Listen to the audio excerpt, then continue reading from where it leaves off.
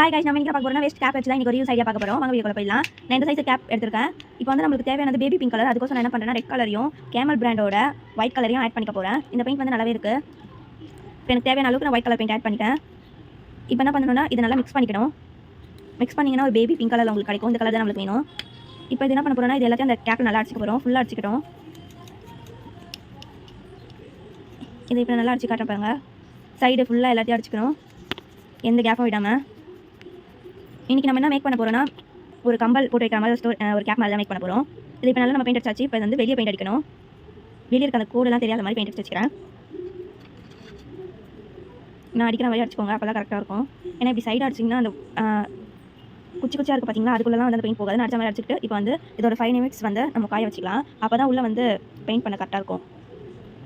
இப்போ 5 நிமிஷம் ஆகிடுச்சு, கையில் ஒட்டாத அளவுக்கு காஞ்சிச்சு.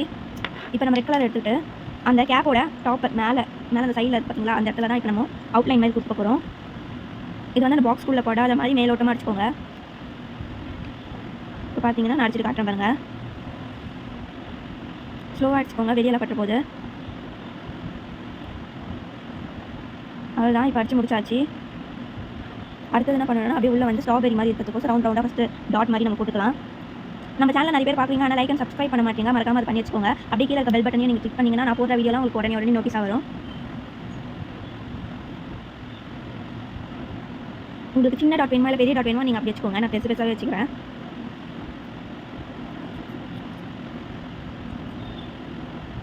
சைடில் இந்த பக்கம் அப்புறம் அங்கே அந்த மாதிரி டாட் நிறைய வச்சுக்கிறேன். அப்போ தான் நல்லாயிருக்கும். இது வந்து ஒரு 5 நிமிஷம் காய விடணும். அடுத்தது என்ன பண்ணோன்னா ஒயிட் கலர் பெயிண்ட் இருந்தால் அது என்ன பண்ணிங்கன்னா டாட்டாக வச்சுக்கோங்க. அது உள்ள மீதி இருக்க கேப்பில் எல்லாம் டாட்டாக வச்சுக்கோங்க. நான் வச்சுக்கிற மாதிரி அங்கங்கே டாட்டாக வச்சுக்கோங்க. இந்த மாதிரி வச்சதுக்கப்புறம் இது ஒரு 5 நிமிஷம் காயணும். அதுதான் இப்போ காஞ்சிச்சு. இப்போ பார்த்தீங்கன்னா கையில் வச்சா கூட ஒட்டலை. இப்போ க்ரீன் கலர் பெயிண்ட் எடுத்து மேலே வந்து அந்த லீஃப் மாதிரி வரையணும். அதே வரைகிறேன். ஃபஸ்ட்டு இந்த பக்கம் ஒரு லைன் போட்டுக்கோங்க, அப்புறம் அந்த பக்கம் ஒரு லைன் போட்டு நடுவில் ஒரு குச்சி மட்டும். அதே மாதிரி எல்லாத்துக்கும் பண்ணி எடுத்துக்கலாம். ஸ்லோவாக பண்ணுங்கள். கடகடன்னு பண்ணனா ஆகுனா திடீர்னு நீங்கள் பெயிண்ட் நிறைய எடுத்தால் கூட ஒரு பக்கம் நீங்கள் சாஞ்சிங்கன்னா டக்குன்னு எல்லா பக்கமாக ஆகிடும் அந்த பெயிண்ட்டு. அவள் தான் நான் இப்போ பண்ணி எடுத்துக்கிட்டேன். இதுவும் ஒரு 5 நிமிஷம் காயணும். 5 நிமிஷத்துக்கு கழிச்சு பார்த்தா இப்போ நல்லா காஞ்சிச்சு. இல்லை உங்களுக்கு பிடிச்ச மாதிரி இயரிங்ஸ்லாம் நீங்கள் இதில் போட்டு வச்சுக்கலாம். குட்டி குட்டியாக கம்பல் அந்த மாதிரி எல்லாமே போட்டு வச்சுக்கலாம். பார்த்தீங்களா எவ்வளோ அழகாக இருக்குது சொல்லி. எனக்கு இந்த கேப்பே ரொம்ப அழகாக இருக்க மாதிரி இருக்குது. பார்த்தீங்களா? இந்த வீடியோ பிடிச்சிருந்தா மறக்காம லைக் அண்ட் சப்ஸ்கிரைப் பண்ணிடுங்க. பாய்.